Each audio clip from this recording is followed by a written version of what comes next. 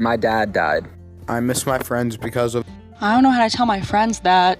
I want to help my friends. I don't know how. The pandemic has left me feeling very lonely. How can I best support students in my class? My uncle abused me. The morning meeting is meant to be a place to let you know that you are not alone. We can get through this together. So join us. Listen, learn, share your stories. This is the morning meeting.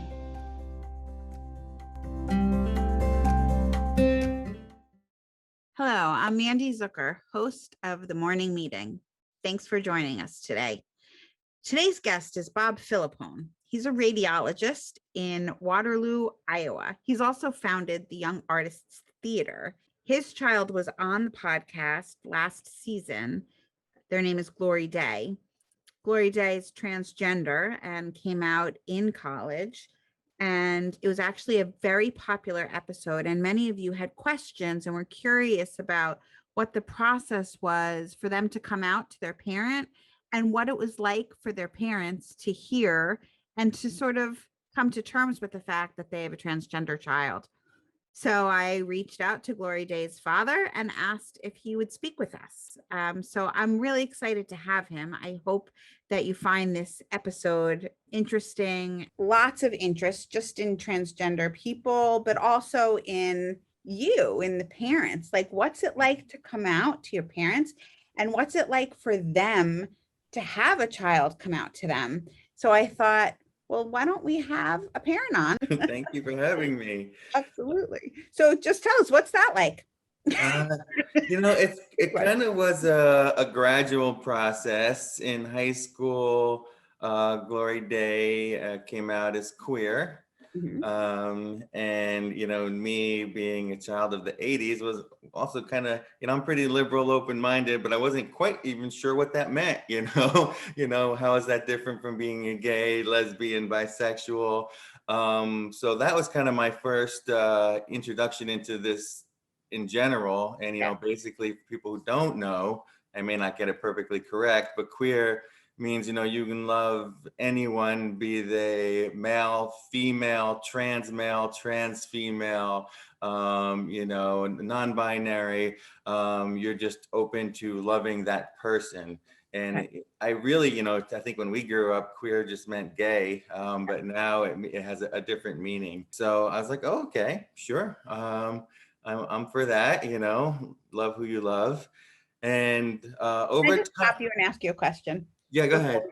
So, love who you love. I get it, and I embrace the philosophy as well. And yet, as a parent, I wonder, how did that really feel for you to hear that your child is queer? Was it like, love who you love if you're someone else, or even if you're my child? Like, was there any feeling of... Well, in full disclosure, at the time we were like in a gay bar, and Glori Dei was performing at the gay bar at, the age of 16. So, as you can see just from that alone, pretty open family. But no, it was still a shock. I thought they were, straight female up until then. And, we were just talking, and the person we were kind of talking with is like, so are you gay? Is your dad gay? Are you both gay? Like, what's going on? And Glori Dei is like, oh, I'm queer. And I'm like, oh, that's how they came out to me. And so it took me a little while. And at first, honestly, I just thought it meant bisexual. I thought maybe they were actually just throwing it out there. I wasn't even sure. So, on the drive home, I'm like, you kind of, and they're like, yeah, you caught that, huh? And I'm like, yeah, I caught that. It's kind of a big deal. And yeah, they just said, hadn't explored it at that time, but, and I was fine with it.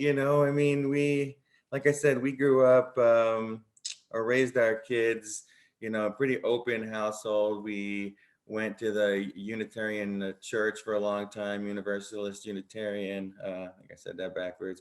And we don't anymore, but at the time, very much raised in the sense of that, it doesn't matter, you just love everyone and so, yeah, that didn't honestly faze me at all. Okay.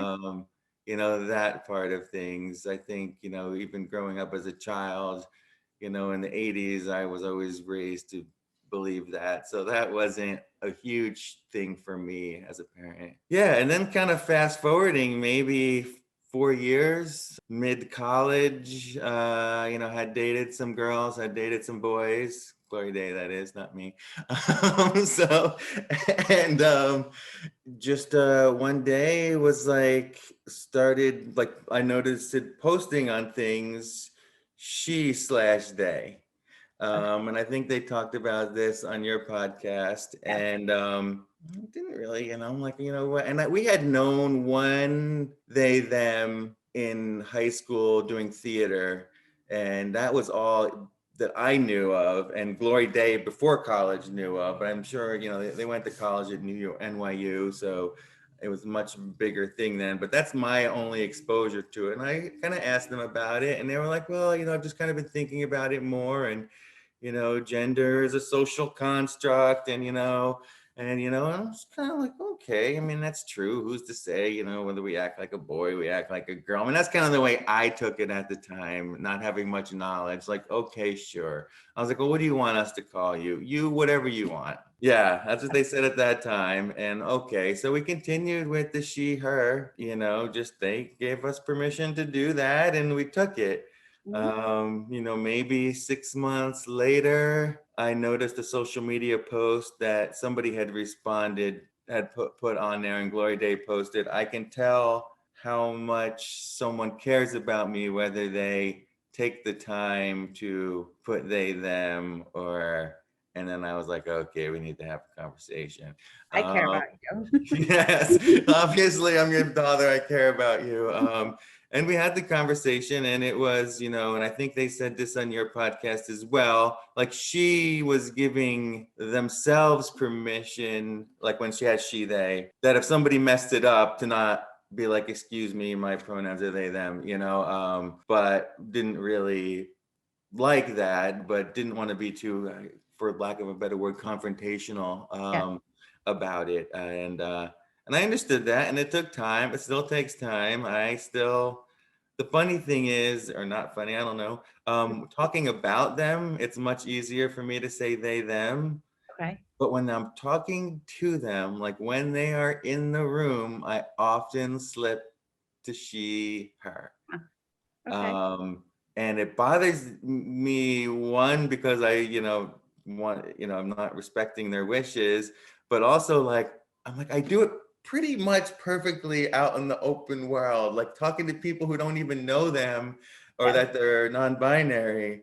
But for some reason, when they're in the room with me, I fall back into the old pronouns, which I think falls back into this whole conversation of how does that affect you as a parent, and your thought process. And I wasn't 100% sure with where you wanted to go with this podcast, but that it is a process.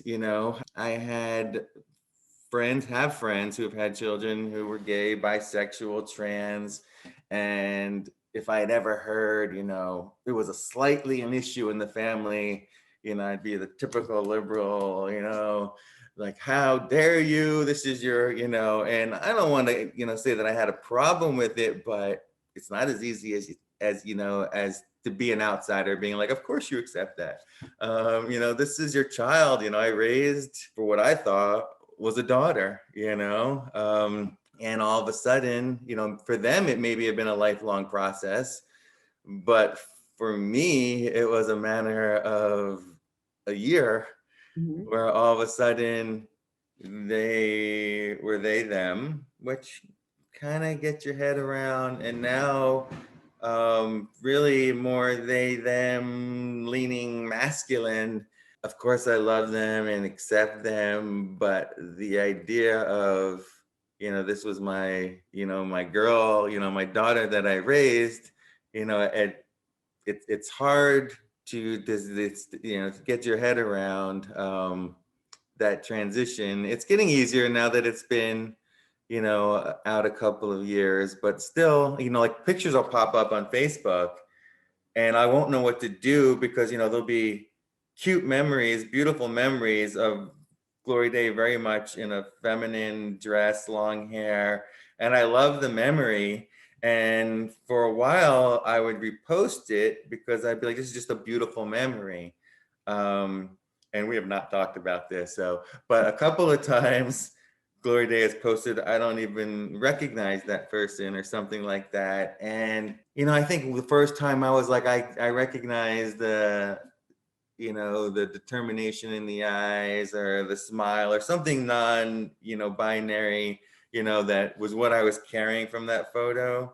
But after like the second or third time, I was like, I wonder if that's just really painful for them. Like, that's not me anymore. And my dad's posting a picture saying this is a fond memory of I had with a child that they may or may not even identify as being like anymore.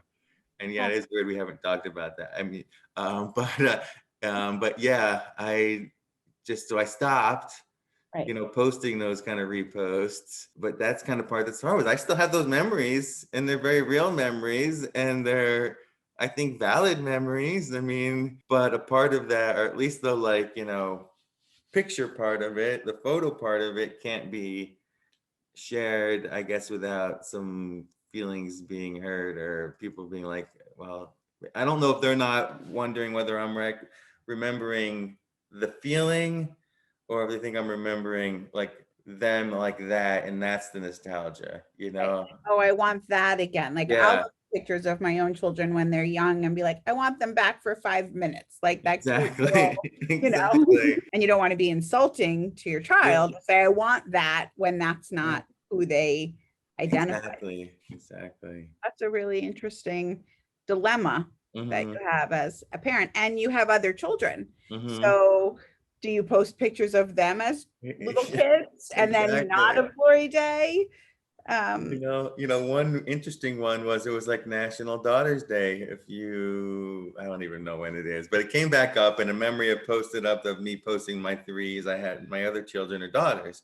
So I posted it from a couple years ago. So I'm like, well, I can't really post that again. I said, but do I post something of the younger daughters? I was like, but then is that like excluding them? And I didn't know what to do. I was like, I can't post it. I was just like, I didn't know what to do. And I know that would upset Glori Dei. Glori Dei would just be like, just do what you want. Like, I don't want to limit, you. And but they are real dilemmas.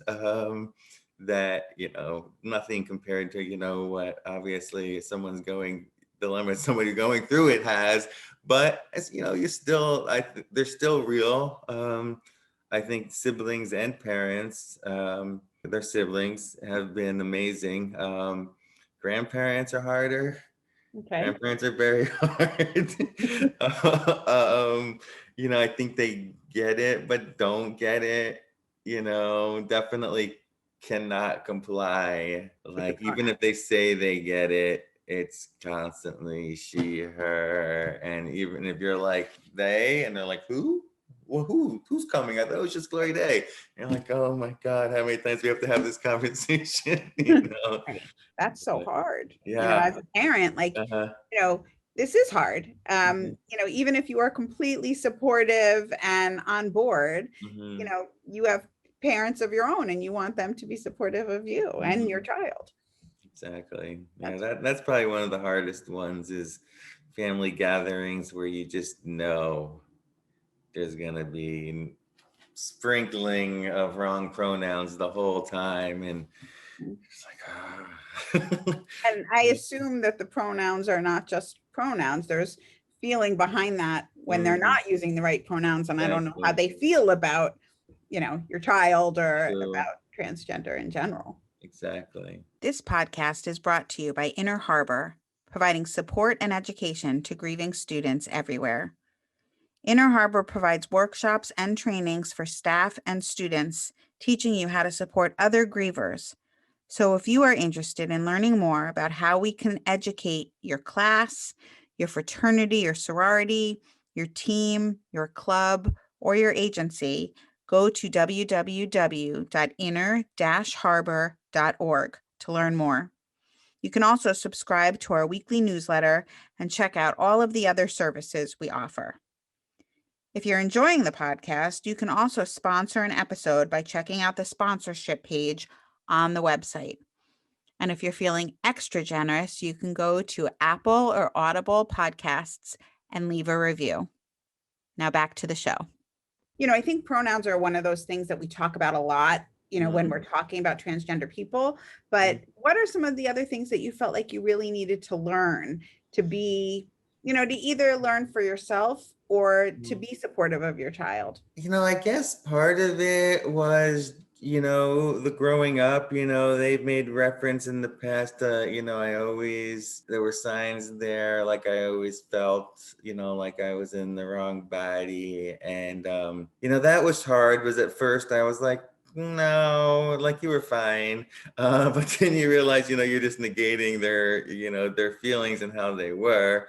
And, I think there's also different levels to that. Doesn't mean they were, like, to me, it was like an attack almost, like, so your whole youth was it was miserable, but it wasn't, there's degrees of that. Like, no, they had a happy childhood, but just something felt off, Right.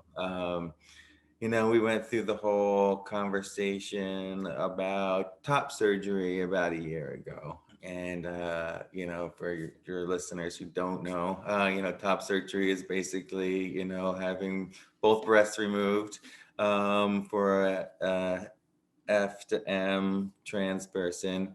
I don't think I was as supportive with that as maybe I could have been. I'm a physician, and I just felt, and it wasn't because I didn't support them being trans, it was just because I felt like that was a pretty dramatic medical procedure. I wanted to make sure it was being done for the right reason. And, after speaking with Glori Dei about it to some extent, it seems to me, and I could be wrong, you might need to do a follow-up of this podcast.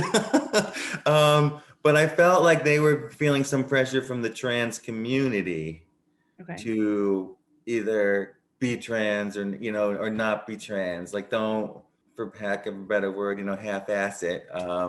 I didn't think that was fair either. I think there's some bullying on the side of the trans community to be like, well, you can pass as a cis female, so you don't get discriminated against, and there's some guilt associated with that. I don't think that's right. Personally, I think that, the whole point to me of being non-binary or trans is to just be who you are. And it doesn't matter if you look like a boy or you look like a girl, it's what you're feeling like on the inside. And that's identifying who you are. And I think after some talk, and I'm not going to say it's off the table and I wouldn't support whatever decision they made, but I feel after some talk, they came to the conclusion that this is my body and this is the body that I have, and what I identify with this body is who I am. And, both, the trans community and, the non-trans community has to deal with it. And I'm not going to be pressured either way to that extent. So that was kind of one thing that took me a little while to something permanent. I'm not saying this isn't a permanent decision, but that's like a physical, like, permanency that to me, I don't know if it's just because I'm a physician and I know the extent of that surgery, or if it's any parent or any person, but to me that just seemed like let's hold on, like, let's not do anything like that. But to that extent, go ahead. Before that, like, maybe you weren't as supportive when that conversation came up. Mm-hmm. So what do you think came across when that conversation was brought up? I think I probably sounded like my fear wasn't, and again, we haven't talked about this, but that maybe I thought it was a phase and they'd grow out of it and then be like, oh gosh, what did I do? That's not the way I meant it. The thing I used when I talked to them was, they're an actor in New York. And I said, and this may be lame, but it's also a career. I mean, everyone has to have a career and do what's right things for their career. And I said, what parts are you going for? Are you only going for male parts? Are you going for male or female parts? Are you only going for non-binary parts? What is, they played lots of parts that were very feminine. And I said, the thought of doing those kind of parts, like, how does it, right before COVID, they were in kind of a cabaret type thing where they were very much dressed like, a scantily clad female. And I said, the thought of that, and they're like, well, it kind of makes me ill to think about dressing like that now. I said, okay, then. But then I'm like, what about these parts that have always been dream female roles? I said, are you pretty much writing those off? Mm-hmm. And well, no, I don't know. So I just, so that was kind of what I used at the time, which may have been lame. I don't know. But I was like, this is your career. And to me, I used to be an actor, and, you don't want to do anything that limits your career. To me, I would play, just about any part as long as it wasn't offensive to someone. I would want to keep open any possibility, that I could. Obviously they don't want to go against who they are, but women have played male parts in lots of shows, and vice versa, not meaning to be offensive or, not like a Tootsie kind of thing, but in need of an actor to play that role. And you want to be flexible is my thought process. And I don't know if that sounds lame to the trans community or not, but that was kind of my thought is, why limit yourself? At the end of the day, it's a career and you need to make money doing it. As long as you're not doing anything you're uncomfortable with, then you might as well leave your options open. So. But do you think, like, deep down underneath, there was a piece of you that was like, but that means you're really not going to be a girl anymore? Probably. I mean, probably there was the thing of like, is it possible that 10 years from now, you're gonna be married, have a kid, want a nurse, still be non-binary, but very much functioning, for lack of a better word, as a female. Have all your parts so that you can do anything. You can have a child, this and that, do you want to really do anything, that permanent? I mean, I know it's very different than other decisions, but if I think back to when I was in my early 20s, I mean, you're not always making the best decisions, and I know that's, again, I know that can be insulting, but I have to believe decisions are decisions. And, even though they could be very strongly that, they want something out of life, it may not be what they want 10 years from now. Sure. So sure. I think most people can probably say they've made a decision in their 20s that they wish they didn't make. Exactly. And yet it can also sound extremely, minimizing and invalidating of their experience and who they are. Exactly. Like that. But I appreciate that, because if there's other parents that are listening right now that, have a trans child, that's why I asked, like, what have you learned? Because when they come out to you, when they tell you that they're trans, how could they respond? Like, obviously you said, like, with Glori Dei, like, this was something that they had been thinking about their whole life. Mm-hmm. For the parent, this is brand new news. Mm-hmm. So you're going to be probably surprised. Mm-hmm. And how can you, respond in a way that's the most supportive while also, validating your own experience? Like, whoa, this is big news. Yeah. Are you sure? Yeah, the biggest thing is just being supportive and just saying, like, you're gonna have to be patient with me as I figure it out, because this is new to me, and I'm gonna do some research on it, learning the difference between gender and like sex. I mean, even as a doctor, that took me like a little bit of like, wait, huh? Mm-hmm. Like, you know, like, what do you mean it's not the same thing? You know, so, you know, those things are just going to take like a lot of parents probably haven't thought of, you know, you just have to take time and look into it. And, you know, I think these things have existed. I just think we've had different terms for them in the past, you know, that were maybe weren't, you know, very nice way to put things.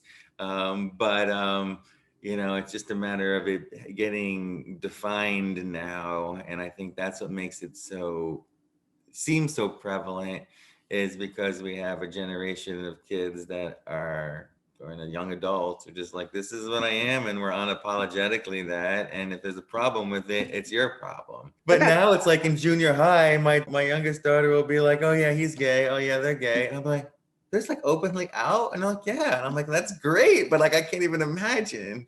I know. You know, so I think it's just changing. You know, I think it's just a new generation, and we just got to keep opening our minds. I think Glori Dei actually said something that really stuck with me, that I learned from the podcast when I interviewed them, was that like gender is, you know, lots of people will say things like, well, it's a phase, you know, which is why you shouldn't have top surgery, or you shouldn't start the hormones, or because it's a phase, you'll grow out of it. And they were really saying that like everything's a phase. Like we're all like learning about ourselves throughout our whole lives. And if you're not sure who you are, or you want to sort of try that on, like how they tried on the she, they pronouns, they tried that for a while. That didn't work. So then they switched to the they pronouns. Like, I thought that was really interesting. Like, it's not a phase. It's just an evolution of who we are. It's true. I like that. Yeah. I mean, yeah, we change. People change all the time. And learn more about themselves. Like, it's, you know, it's not that they were once a girl and now are a boy, like, but they're just learning about themselves. So they didn't know, you know, it wasn't even a construct that we could even imagine when I was a kid. So it wouldn't have been something that I would have even thought of until I learned about it. And then I can question, am I a girl? Am I a boy? Oh, I am. I'm a girl. Okay. But I wouldn't have even known to question that when I was, you know, a kid. And now, I'm doing a play right now, and there is an F to M in the play.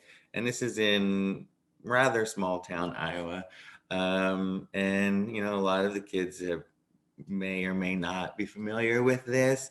So one of the girls comes up to me and says, you know, what is, you know, their preferred pronouns? And I said, you know, just ask. How can I just ask? Is that insulting? And I said, no. I'm like, they want you to ask. And you can start off by being like, you know, I am Bob. I go by he, him. You know, what are your preferred pronouns? And I said, nobody should ever be offended by that. I said, you know, or I think what Glori Dei has told me is you can kind of just start with the they, them, and then somebody can you know, correct you and be like, actually, I said, but, you know, there's no problem with, you know, my middle child did that at work to somebody, just said, hi, you know, I am she, her, you know, what, and they were they, them. And they're like, oh my God, no one's ever asked me that before. And so we practiced a little bit at play practice, just with the different kids responding, and also like not making, like I was like, it's also not offensive to be asked. So if you're a girl who looks like a girl and someone says, what are your preferred pronouns? Don't be like, what do you mean? What are my, just be like, thank you for asking, you know, she, her. So just kind of this little 5-minute like moment that, you know, a group of like 5 girls that I was like, okay, you know, maybe these 5 girls are going to go forth and be supportive and not, you know, say something, you know, off the wall that, you know, the next time they meet someone, and they were all very receptive to it, which I loved. And not one of them was like, that's stupid, that's crazy. So just little, you know, interactions like that. I think, but people, you know, I mean, I finally started putting on all of my things, you know, he, him, because, you know, Glori said, it shouldn't just be the non-binary people that do it or the trans people. Like everyone should make it. And for a while, I'm a professional, quote unquote. Like I'm like, people are gonna think it's weird. I'm like, and I'm like, no. I was like, I'm just gonna do it. So I did all my social media and emails and all that stuff. I went there, and put he, him, and nobody's ever said anything. So I don't know if anyone's even noticed. I've added it to my emails probably a couple of years ago, and I did get a few people that said, like, why do you have your pronouns underneath your name?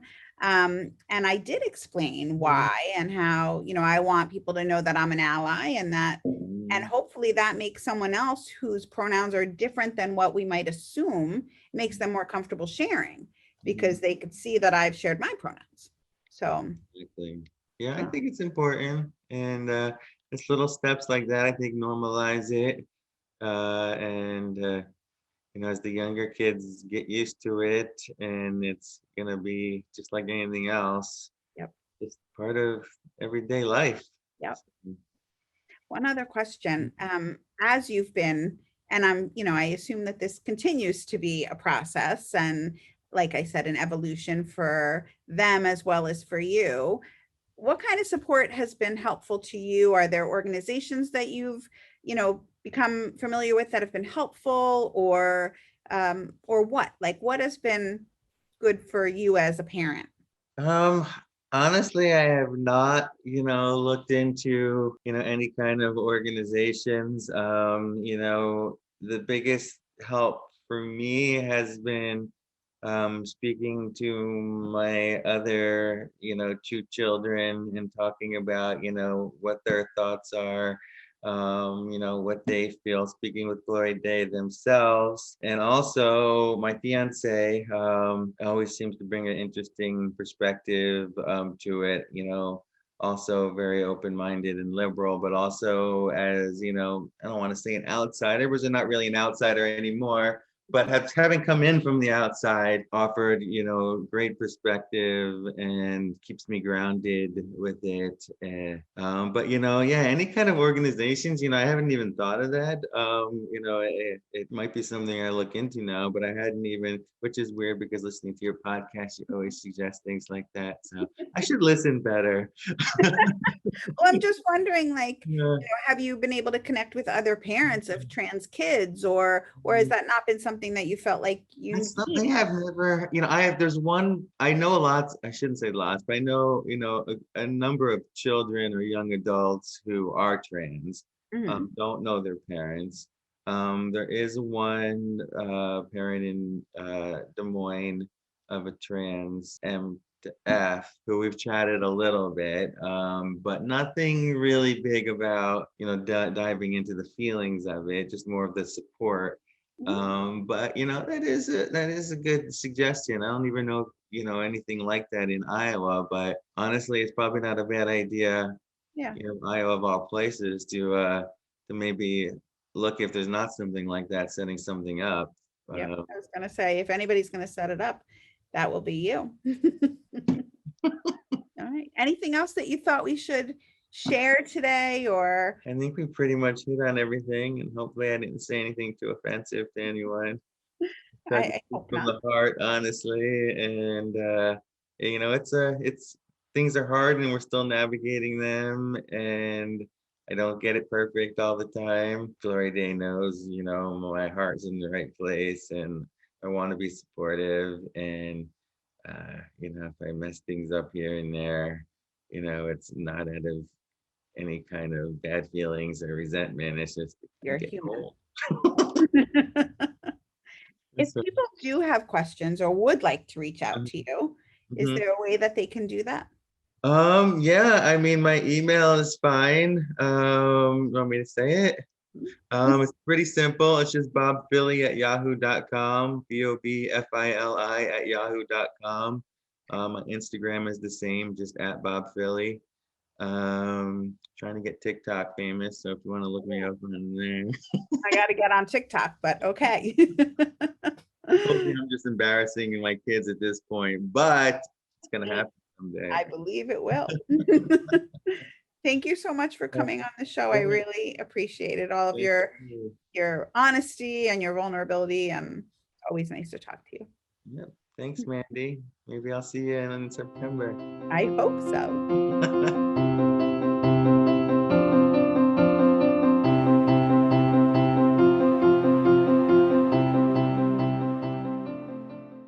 Thank you so much to Bob for coming on the show today. It was really great to talk to you.